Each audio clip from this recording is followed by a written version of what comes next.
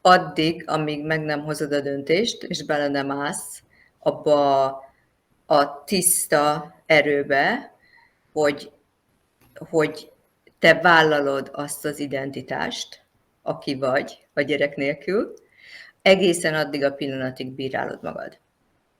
Egészen addig a pillanatig teli vagy azokkal a önmagad által generált félelmekkel természetesen. Elég vagyok-e, hogyha nem vagyok anya? Szeretve leszek-e? Megvonom-e a szüleimet? Vagy van-e jogom ahhoz, hogy megvonjam-e a szüleimet attól, hogy nagyszülők legyenek? Elég vagyok-e úgy, mint csak nő?